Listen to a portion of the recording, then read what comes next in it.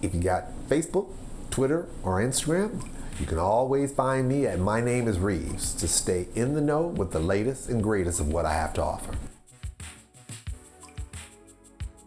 If you've ever lived in a city or an urban area, you will often find that you will have access to pretty much anything that you need. Not only will you have access to the things that you need, you will probably have multiple options to even choose from. But what does it mean when you live in a rural area and your options are fairly limited? Hello everyone, my name is Reeves, and today we're going to talk about rural counties and difficulties rural counties face in having access to medical services.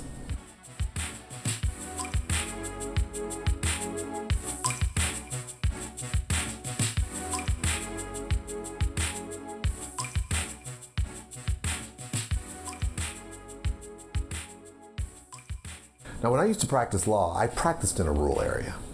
One of the things I did when I was practicing law was that I wanted to go to the places where my clients received their treatment. And at the time I was practicing, most of the people that I represented relied heavily on what we refer to as community health services or various state or county health departments. Now, these community health providers provided for both physical and mental health care, and they are considered the lifeblood of many communities. However, their resources can be limited. Access to community health care can be challenging, and treatment for more specialized care can be even more difficult. In a 2018 Health Centers report, Health Centers programs collectively delivers care to more than 27 million patients in more than 10,000 predominantly low-income communities. And a huge number of these centers have clinical vacancies, with about 69% reporting vacancies for family physicians, 50% reporting vacancies for nurse practitioners, and 48% reporting vacancies for medical assistants. And while staffing shortages are important, the logistics of accessing care sometimes is overlooked. For instance, I found that there were people who had difficulty getting to specific health centers due to lack of mass transit.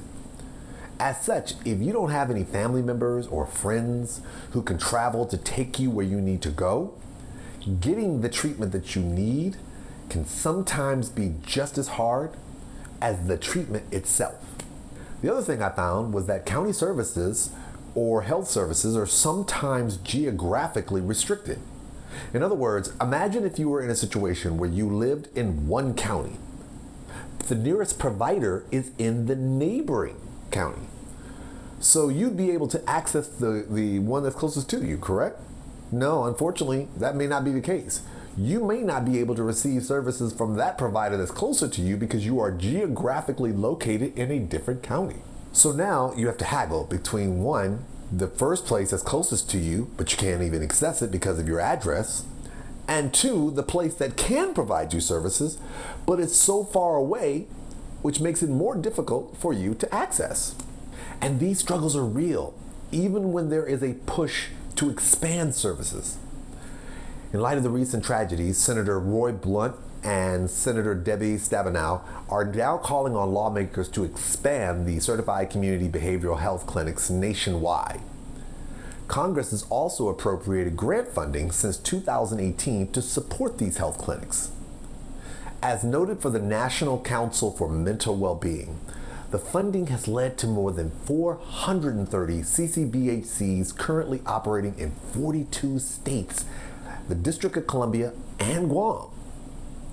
Now, while providing more money and resources is great, we have to remember where these populations are located. You have to find the person where they are and recognize what it takes for them to be able to get access to the care that they need. I say all this to say that providing more money to an established place that still does not have immediate access to the population that it is trying to serve may not necessarily help the problem. So when trying to focus on providing services and access to services to people in need, it is important that we not only focus on providing the resources to provide for more therapists, more counselors, more doctors, and more nurses, But it is also important that we take a hard look on how we can increase providing a greater support system so that people can actually get access to the treatment that they need.